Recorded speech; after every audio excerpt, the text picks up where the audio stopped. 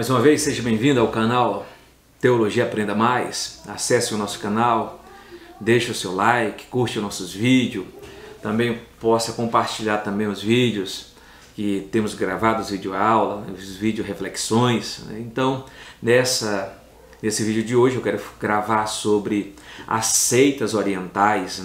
As seitas orientais são provenientes das religiões universais do Extremo Oriente, do Extremo Oriente. Mas quem são elas? Qual a resposta bíblica a tais crenças e práticas? Então vamos estar analisando quem são elas. A primeira que vamos analisar das seitas orientais são o movimento Hare Krishna. O movimento Hare Krishna vem de um personagem Krishna, que é um personagem mítico da Índia, que a princípio apresentava-se como a encarnação de Vishnu. No entanto, os seus seguidores afirmam o contrário.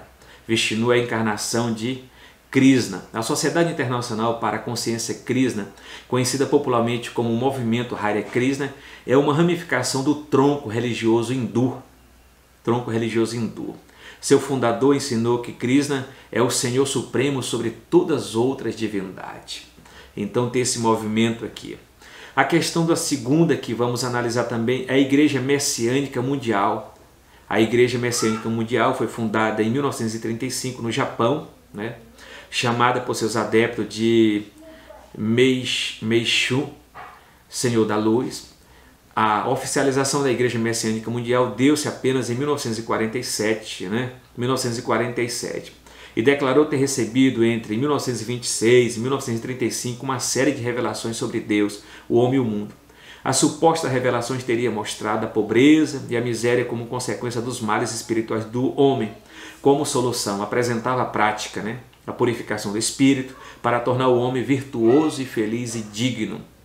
A outra seita oriental principal, principalmente está aqui no Brasil também, é a Seishonoe. A Seishonoe, movimento religioso fundado no Japão, nos anos de 1930. O seu nome Seishonoe significa lar do progredir infinito. Sua doutrina é baseada em 3 princípios: negar a existência da matéria, negar a existência do mal e do pecado. O movimento chegou ao Brasil no ano de 1952, distribui gratuitamente a revista, hoje chamada Fonte de Luz, com um calendário contendo mensagens de alta ajuda. Eles mantêm programas de rádio e televisão em muitos estados do Brasil. A outra que vamos analisar aqui também é meditação, de forma sucinta, a meditação transcendental. O movimento foi fundado na Índia em 1958, é uma ramificação do hinduísmo, todavia somente veio a ser conhecida a partir de 1965, como passou a ser chamado seu fundador, tornou-se eremita e foi viver numa caverna no Himalaia. Antes de se transferir para os Estados Unidos, no ano de 1958, ele fundou seu movimento de regeneração espiritual na Índia, conhecido hoje como meditação transcendental. Vamos analisar também agora um pouco, bem de forma sucinta, forma rápida, quais as suas crenças e práticas. E fontes de autoridade: suas crenças e práticas estão fundamentadas na filosofia oriental, registrada em seus livros sagrados. O Hare Krishna, seu livro sagrado é o Bhagavad, parte dos Vedas hindus.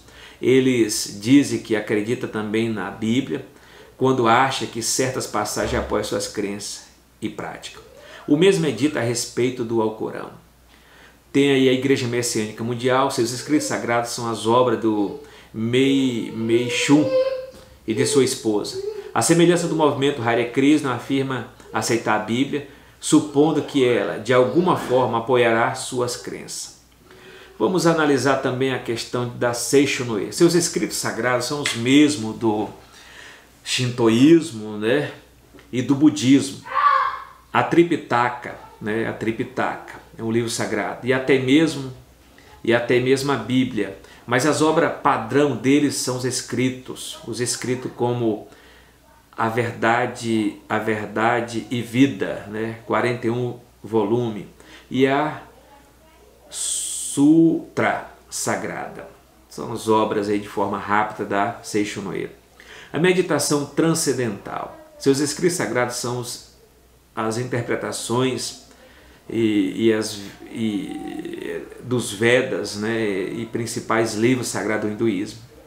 Com relação à questão do Deus para essas seitas orientais, o conceito de Deus no hinduísmo pode ser politeísta, panteísta, monista. O Brahma, o Criador, Shiva, o Destruidor, o Preservador, são suas divindades principais. Adora a inúmeros deuses semelhantes a homens e animais. Buda negou a existência de Deus e Confúcio não agiu diferente. Os shintoístas são politeístas e adoram a natureza. O Hare Krishna, assim como o hinduísmo, defende um monismo panteísta. Acredita que todos os deuses são formas e expansões do ser absoluto. Krishna nega a divindade de Jesus e sua missão como salvador da humanidade. Para eles, o Senhor Jesus não passa de um mero guia espiritual e uma das inúmeras encarnações de Krishna, né? E uma questão aqui da Igreja Messiânica Mundial. Não possui um conceito definido sobre Deus e seus atributos. Deus para eles, ora é pessoal e monoteísta, ora é panteísta. Na verdade, pode ser classificado como deísta.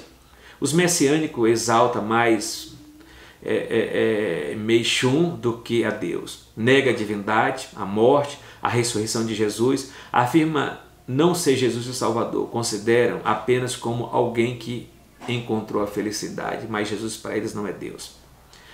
A questão da Seishonoye. Seu conceito a respeito de Deus é muito confuso.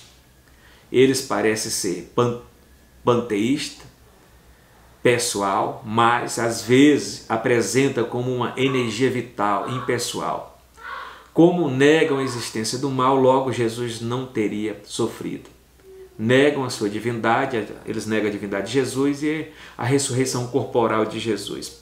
Dentro da questão da meditação transcendental, seu conceito sobre Deus é provavelmente do monismo panteísta da religião hindu. Com relação à salvação, as seitas orientais manifestam o pensamento das religiões panteístas do Extremo Oriente. Hare Krishna, a salvação é pelas obras, pelo próprio esforço e desapego às coisas materiais pela recitação do mantra, né? Repetição constante do nome Krishna. São vegetarianos, acreditam na transmigração da alma humana para os seres inferiores. Por isso não matam inseto, pois estaria dessa forma correndo o risco de matar um dos seus antepassados. A Igreja Messiânica Mundial. Para eles, o Salvador é Meishun. E a salvação é mediante a prática de imposição de mão, que segundo eles transmite energia. Uma luz canalizada por meio de um amuleto sagrado. A Seishonoye ensina que todos os homens são filhos de Deus, mesmo os incrédulos. Assassina-se que o homem torna-se Deus quando se liberta da consciência do pecado. A isso chama salvação. Dentro da meditação transcendental, além de acreditares na reencarnação, considera que a salvação é efetiva pela meditação transcendental, exercício mental, com recitação de mantras e etc. Uma questão também que vamos analisar a resposta bíblica aqui. As crenças e práticas dessas seitas são condenadas pela Bíblia Sagrada. Seus adeptos valorizam a palavra de seus líderes e gurus, né? Acreditam em pensamentos e máximas humanas. Justamente o que o apóstolo Paulo condena no texto da leitura bíblica, né? Que a gente pode analisar dentro da Bíblia Sagrada. Sobre a Bíblia. A Bíblia Sagrada é a única revelação escrita de Deus à humanidade. Sua inspiração divina, autoridade e autenticidade pode ser constatada no seu próprio conteúdo.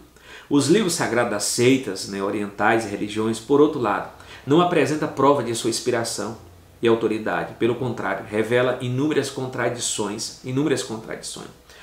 Sobre Deus. A Bíblia condena o politeísmo e a idolatria. O panteísmo ensina que tudo é Deus, e Deus é tudo, né? E a questão do monismo, que Deus e a natureza dissolvem-se em uma só realidade impessoal. O Deus revelado na Bíblia possui atributos pessoais, inteligência, vontade e emoção, e portanto um ser pessoal, transcendente, criador de tudo quanto existe. Não se confunde com a criação. Os adeptos das seitas que, ora, estudamos, serve e honra mais a criatura do que o Criador.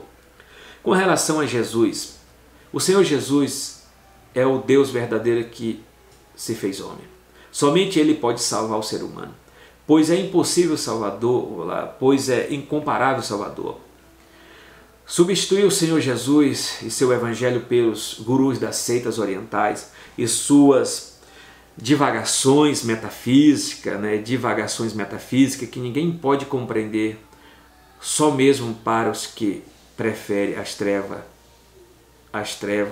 à luz.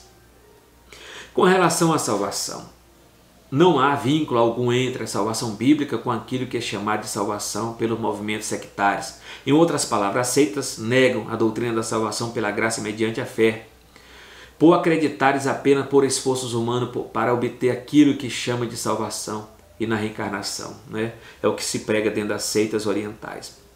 De forma sucinta, vamos dar uma conclusão do conteúdo, né? O que faz as seitas rejeitarem o autêntico cristianismo?